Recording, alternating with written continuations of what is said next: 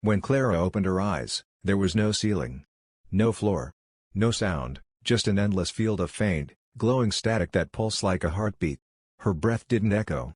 Her body didn't feel heavy. She looked down and realized she wasn't standing on anything solid.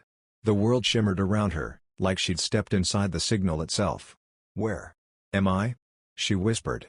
Dozens of voices answered at once, overlapping, glitching. "The network. The space between your world and ours." Shapes began to form within the static, human silhouettes flickering in and out.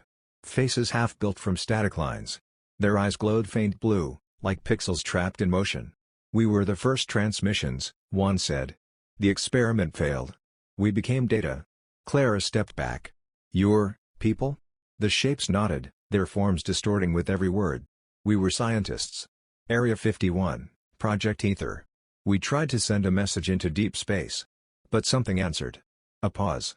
Then another voice, lower, clearer, cut through the hum. "You heard us, Clara. You became our frequency." Flashes of memory surged through her mind. Every night she'd fallen asleep to the radio, every hiss, every flicker of interference. The signal hadn't found her by chance. She'd been tuned to it all along. She tried to scream, but her voice broke apart into a digital echo.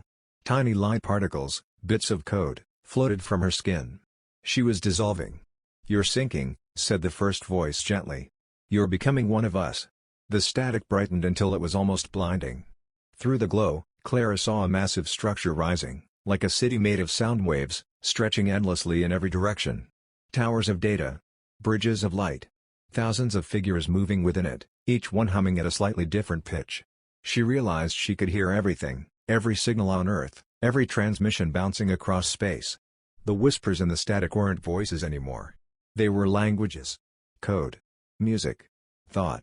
For a moment, she felt infinite. Then she heard something new, faint and distant, a voice calling her name. "Jess." Clara turned. A faint window had appeared, flickering in the static, a small square showing her old bedroom.